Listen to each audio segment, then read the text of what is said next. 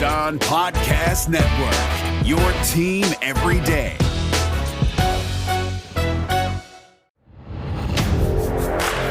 You are Locked On Big Ten, your daily podcast on the Big Ten Conference. Part of the Locked On Podcast Network, your team every day.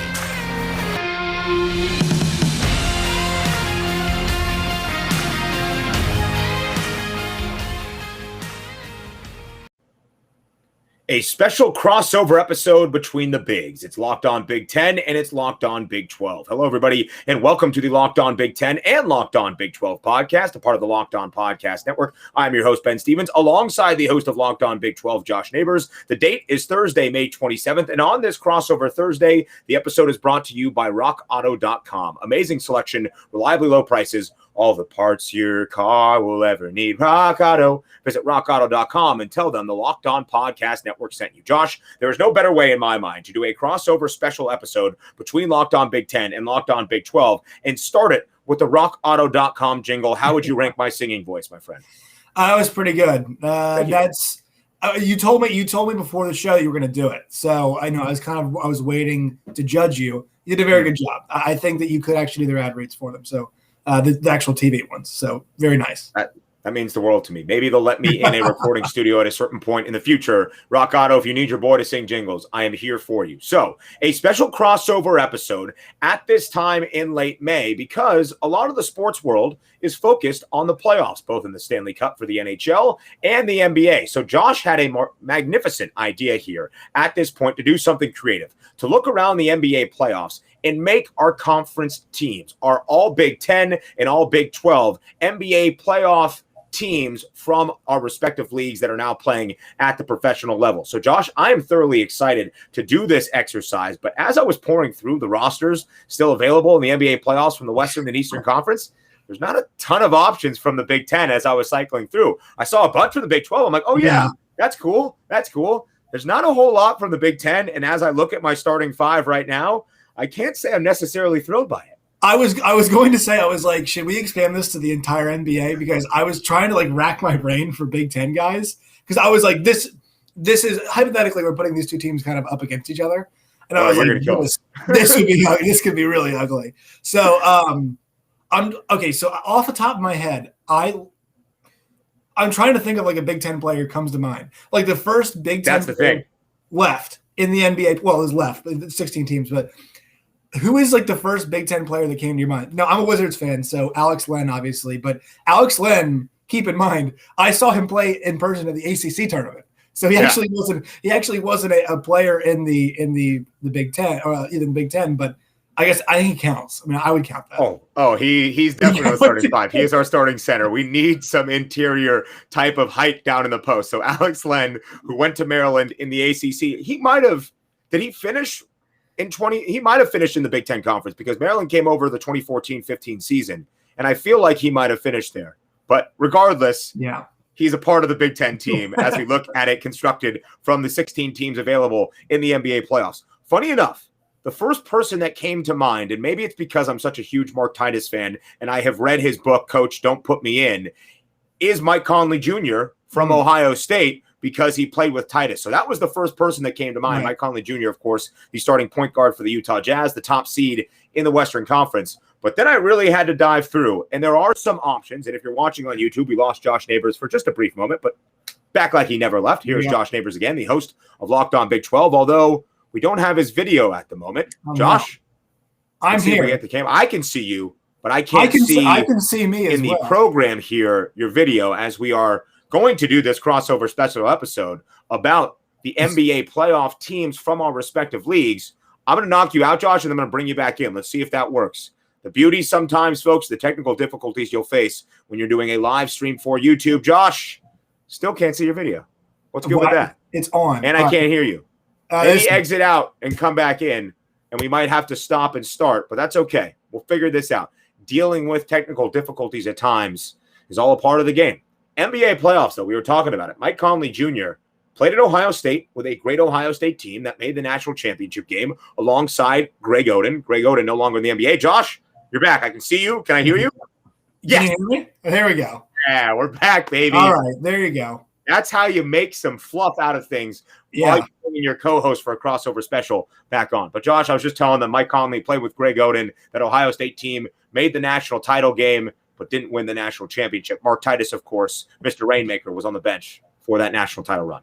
Yeah, I like so if you're kind of stacking up like where the guys rank position by position, my point guard would be obviously Trae Young. I think it's the only logical decision. So I really do think that Mike Conley versus Trae Young is a good matchup. Some people might say Trae Young is look. I understand Trae Young's got a little bit of an edge, but Mike Conley, like ostensibly, Mike Conley is a good defender, right? Yes. So I think if you told Mike Conley, look, your job is to try to slow down Trae Young, I think he was somebody that he's not my number one choice to take on the task, but he is a veteran guy who looked like he was trending the wrong direction and has picked it back up this year. So I think Mike Conley versus Trae Young is maybe not balanced, but intriguing. Mike Conley Jr. actually had a great 2020-21 NBA season, was playing at a near all-star level for a good majority of it, was injured down the stretch run for Utah, but now is back in the Western Conference playoffs. The Utah Jazz, as Josh and I are recording this, are about to get ready for a game against the Memphis Grizzlies, where also a good portion of my Big Ten starting five came from those Memphis Grizzlies. So, Josh, how do you want to do it? Do you want to run through our starting five, or do you want to go position by position and compare and contrast against each other? Because we just did point guard. Do you want to go full starting five and then talk overall, or do you want to go position by position? Let's go position by position, because I feel like if we went overall, I don't mean to demean the Big Ten, but it would turn into a little bit of it'd be a little bit overwhelming, I think. Yes, I agree. I completely agree with you. And by the way, Trae Young out of Oklahoma does have the edge, at least at this stage of their career. Mike Conley would be great to facilitate a team full of incredible talent, maybe even allowing Trae Young to play off ball at times. Yeah. But no, I think Trae Young has the edge there. I would love to see 2013 Mike Conley against Trae Young. That would be one hell of a matchup. That'd be great. You said 2013, and my thought is like, oh, yeah, a couple years ago. And then I'm like, oh, that's 8 years ago. I mean, like Clippers, Chris Paul versus, versus Mike Conley, like that, Which is, I also think a couple years ago, but it's 8 years ago somehow, which speaks to his longevity. All right, so if we're keeping track at home, I think the Big 12 has the edge in the first position, the point guard. So 1-0 Big 12 here in this crossover special between Locked On Big 10 and Locked On Big 12. I started with point guard. I think you start with shooting guard, and we'll compare. Okay, so this one is, to me, it's not that interesting. Although I love this player, so I'm going with Desmond Bain.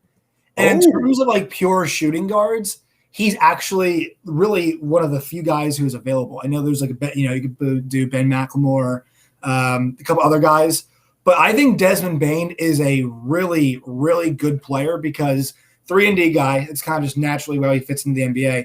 But the one thing he did at TCU is that they ran a lot of the offense through him. So you could actually run a few plays through Desmond Bain where he brings the ball up, and he's not a Chris Paul type passer, but he's a good enough passer. Plays a lot of defense. He'll talk a little trash too. We saw the other night he did that. So I love Desmond Bain, and I think he is an excellent player to have at that too. And also, I think he complements Trae Young pretty well with what his strengths are. I think that's a really good backcourt. I'm surprised you didn't go THT. Is he on your starting five? Or is he not dignified as a shooting guard? Can we talk about this, man? There is a lot of Taylor Horton Tucker love. A lot. And there's a lot of games where it's been high minutes for him because of injuries. Yeah. And people are loving Taylor Horton Tucker. Like, he's 20 years old, and maybe in 3 or 4 years he can play. But right now you're not playing. I mean, the Lakers should not play him in any meaningful minutes at all in the playoffs, in my opinion. He is a pure scorer. Yes.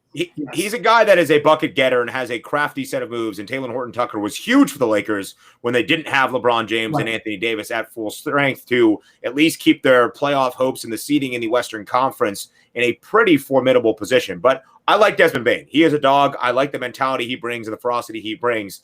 This might be the only spot the Big 10 gets over the Big 12 because my shooting guard, and really it's like a 3-guard lineup.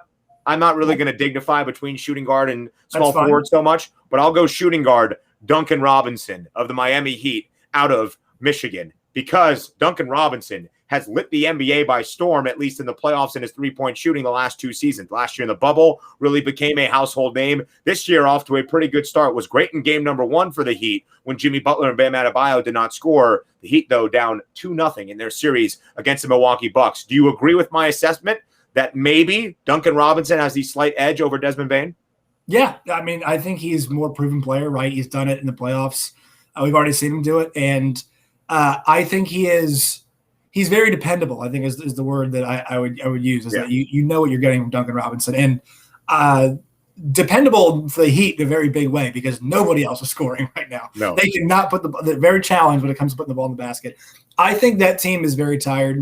I think that the run last year took a lot out of them. It's pretty evident. It's just to have to come back on a shortened kind of delay between the end of the season now and the beginning of this season, and then to go to the playoffs again, it's a big ask. So I think Duncan is really a big part of why they are back to where they are. I know he's had some struggles this year, but he's been good so far, I guess you could say, in the last part of the end of the season. So, yeah, I give him the edge.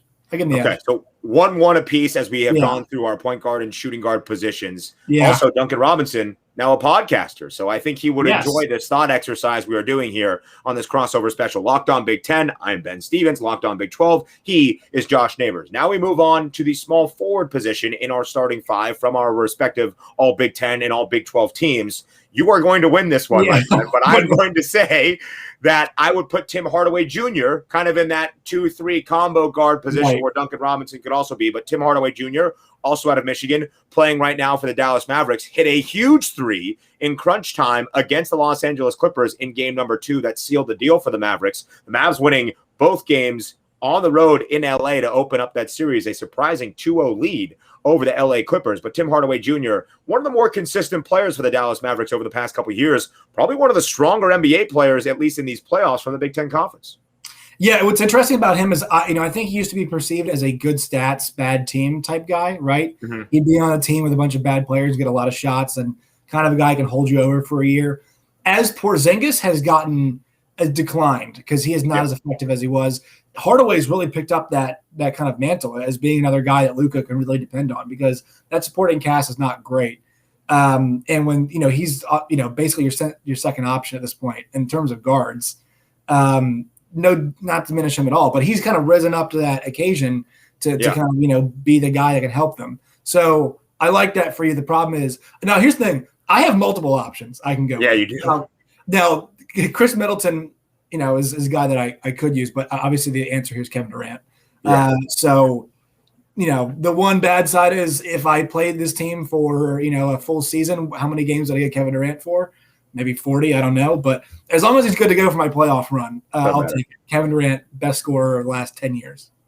Kevin Durant, I was looking through the teams that are still alive in the NBA playoffs, and it hit me. I was like, oh, yeah, he did play that year at Texas and had one of the most phenomenal years in NCAA college basketball history. So, yes, Kevin Durant gets the edge there. Chris Middleton would get the edge there as well. If Chris Middleton is your sixth man, which I'm not even sure he might be, they also have the edge over whoever the sixth man is out of the Big Ten Conference. Trey Burke.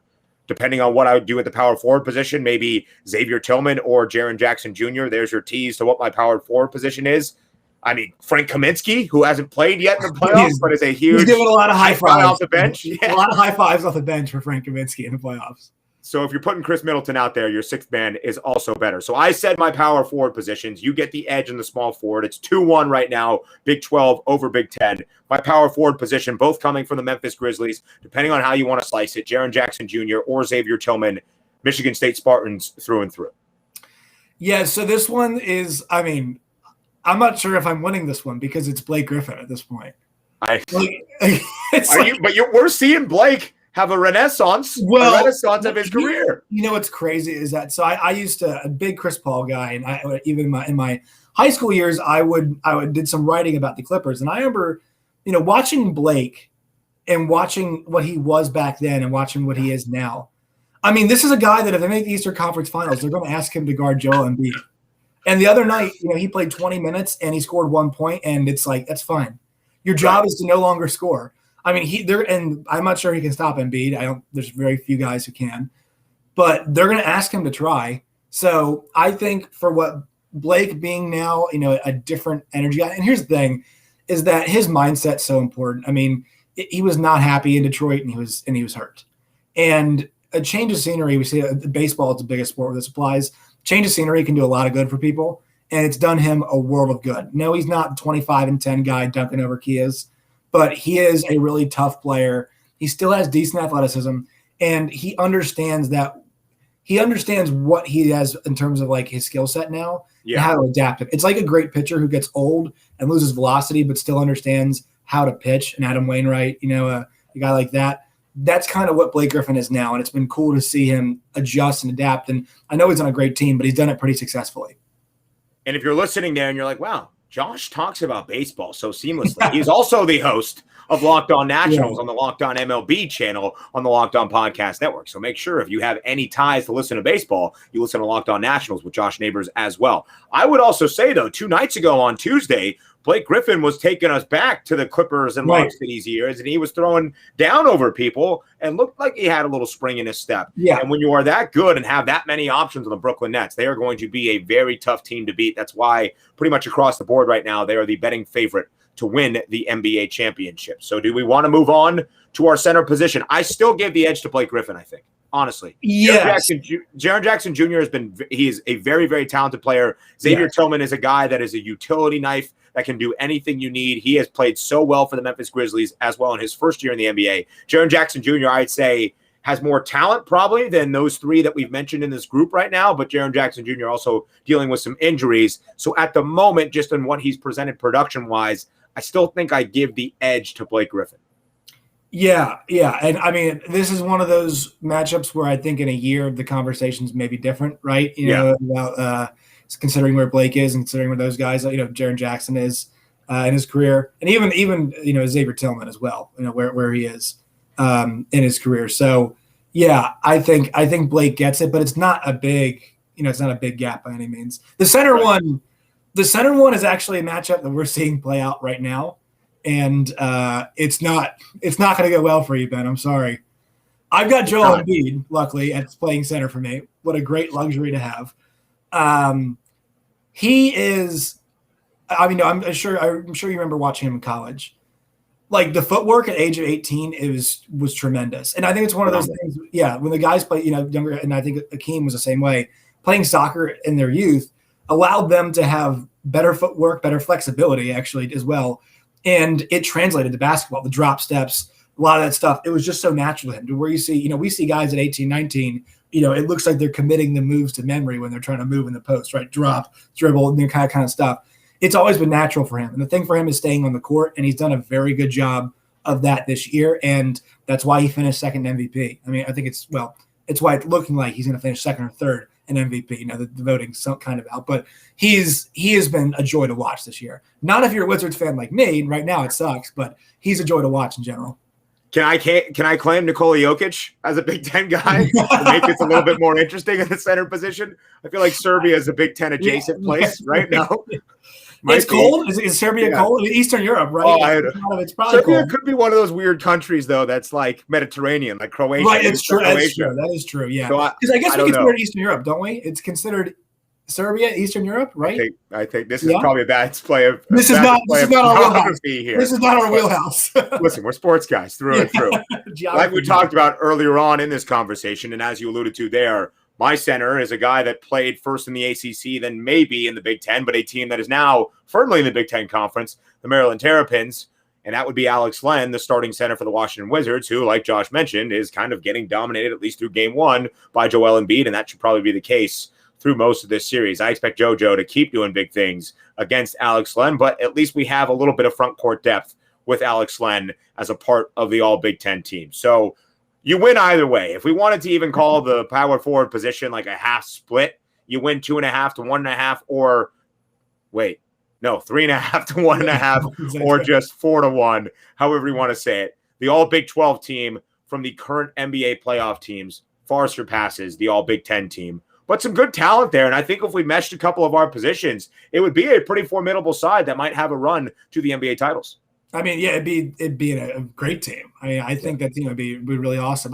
I do think, though, my team, besides Desmond Bain, I think played more years in college than the rest of my team combined, or as much. So I'm not sure how much my team gave for the Big Ten or the Big 12 conference, rather. but they are. It's because Joel Embiid played was like half a year. He didn't play a full season. Trey played a full year, obviously. Durant played one season, right? So, and who else? Blake go 2? Blake went 2. Blake went 1 or 2. I'm trying to remember what he went. Blake went 1 or 2. So yeah, Desmond Bain played basically, as much or just a little bit less. I think he played. Blake played 2 in college. So yeah, but I mean, if Blake was now in college, he'd have gone. It would have been 1 year, and he would have been gone. I think Mike Conley might have been one and done. Maybe. I don't know about he that. was there for 2 years, and I could be completely off on that. But part of me feels like Mike Conley, and we can effort this right now. It's always good live radio or live content. Yeah. Hey, this is supposed to be a podcast. We're not supposed to be pressed and be live. I need you to carry this like when you were gone for YouTube for a second to see how long he played at Ohio State. I'm currently efforting this, and let's see. Oh, they don't put his college stats. Oh, he only played 1 year. He only played 1 year. 39 games? Yeah. I guess maybe I'm not used to – I guess now that we had the shortened season, the shortened college basketball season, it feels like they played a lot less than that. But one thing, Ben, I actually do want to mention along this conversation is that the number of Big Ten players in the NBA I feel like is about to increase because of, number one, Juan Howard, who I think is he's an awesome coach. He's surrounded himself with other awesome coaches. He has got the resume as an NBA player to convince kids to come and play. And also he's got the cachet now as a coach to say, look at what I've built in 1 year. Come play for me. And then also I think Mike Woodson at Indiana is going to have a chance to attract a lot. I mean, I actually didn't mind Mike Woodson as an NBA coach at times. Like I know he's been maligned for a lot, but I have a lot of affection for that 2013 Knicks team. It's just a lot of fun to watch. And I think he has been an effective coach at times. And I think this is an interesting step. And I like the idea that Indiana's going with. It's different. I think different works in the current college landscape. I think there's good examples like Chris Beard, who is out there, but is such a successful coach. And I think ideas like Mike Woodson are really smart ones that I think it's a place you're going to see more guys, come through. And obviously in addition to the ones that already, Ohio State puts guys in the league. And I just think the league needs to get a bit more progressive because we talked about this, you and I did. It's so big man heavy, right? It's so big man dominant that doesn't translate necessarily always to the NBA. Right. And there hasn't been really in the last couple of drafts somebody, or even looking forward to this draft, that was like a lottery pick, a surefire. I mean, Jalen Smith was this past year, and you had Daniel Oturu, but again, 2 big guys that at least to this point haven't done anything phenomenal. As you look to this upcoming draft, Franz Wagner, Luka Garza, but still guys that maybe Ayo Dosunmu, of course, but again, not lottery type surefire top 5 picks as it pertains to the NBA level. But I think you bring up a good point about Juwan Howard. Obviously, Michigan bringing in the number 1 recruiting class this upcoming year, 3 McDonald's All-Americans. He does have that experience and that wealth of knowledge to say, not only are we building something special here in Ann Arbor, but after that is said and done, I'll make sure you're NBA ready to go. I do agree with your point about Mike Woodson. I was a guy that was skeptical at first about the Mike Woodson hire. I think everything that has happened since then has disproved any fear that I had. And Mike Woodson has that ability to rely on his NBA experience. In fact, that's how he got TJD, Trace Jackson Davis, back on campus in Bloomington. He said, listen, I've been at the NBA level for pretty much the entirety of my career. I know that you are not ready yet. You are a special talent, but there is so much you need to do to take that next step to be a great NBA player. Let me help you develop. And when he said that to Trace and Trace's family, that resonated and hit home. And that's what brought Trace Jackson Davis back to IU for another Big Ten season. So I agree with the point there. I think it is very smart. We talk about the NBA and the Big Ten ties. I think a guy that would rather be in the Big Ten right now, Brad Stevens, who's getting shellacked by the Brooklyn Nets and passed up $70 million. Can we talk about this? Can we talk about this? Yeah. So you have a great Twitter account. Thank you. And I know I see it up there. This is not, I mean, I legitimately enjoy seeing what you tweet. A lot of good memes. The Brad Stevens bit is one of my favorites, and I want to get your gauge of this. Like, they offered him, didn't they? I mean, it's according to Woj, yeah. It was a full-blown offer on the table, and in fact, if I may here, I never revealed this. This might be the first time. This might be breaking news. I'm getting this out of you. Possibly breaking news. Let's go. I have a source in Bloomington, or he's not in Bloomington currently, but he has ties to the Indiana basketball program.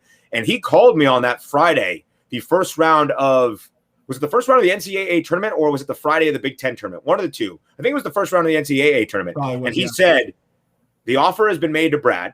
he gave me the specific numbers that were also shared out by Adrian Wojnarowski.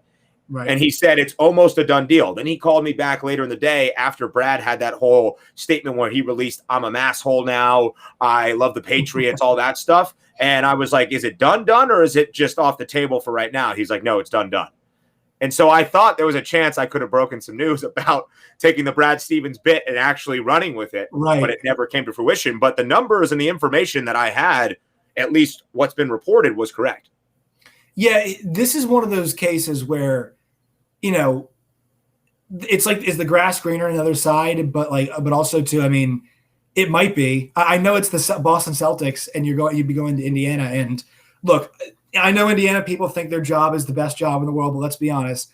Coaching Jason Tatum and the Boston Celtics, it's one of the premier sports franchises, period, in the entire in the entire all the United States and across the world too. We just talked about guys who might need to change the scenery. That entire Celtics team needs to change the scenery, all of it. And it's really weird because it's funny because I think the Sixers kind of went through something similar, where the fans were almost happier when they sucked, and when things especially the last couple of years, a lot of frustration and angst and anger. Yeah, think about back to 2017. I think it was 2017. I get my years mixed up. When they challenged LeBron and that young team went toe-to-toe with LeBron, almost made the finals, that was unexpected. And so everybody was really happy. And since then, they haven't gotten it right. And it feels like I think they should give it more time. But it might be a situation where if the animosity grows and both sides don't want to give it an actual go, then maybe maybe it would be better off if he went back. Because, look, he can coach basketball in college until he's he could lose 20 games and get fired, and then somebody else would take him because of his pedigree. But I don't know. I think it's a really interesting conversation. I think it's a good point you bring up too, because the Boston Celtics do have a level of expectation just based on the storied nature of that franchise.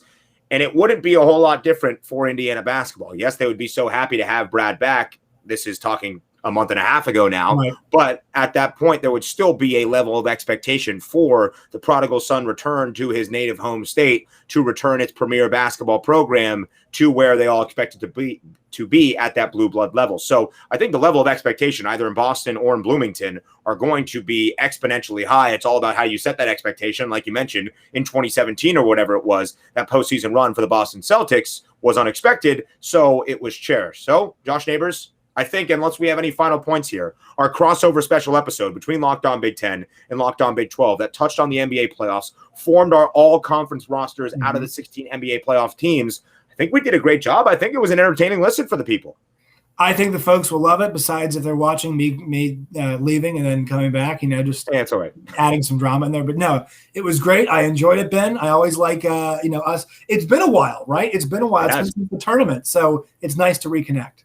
It is. It is very lovely to reconnect. I don't think we've even done a crossover special since before the NCAA tournament. We hosted a couple shows within the tournament together for Locked On, but it's been a while. So this was a great thought exercise, a great idea on your part to create some content in this later part of May. I had a ton of fun with it. Josh Neighbors, the host of Locked On Big 12, Ben Stevens, the host of Locked On Big 10. We hope you enjoyed this crossover special on this Thursday.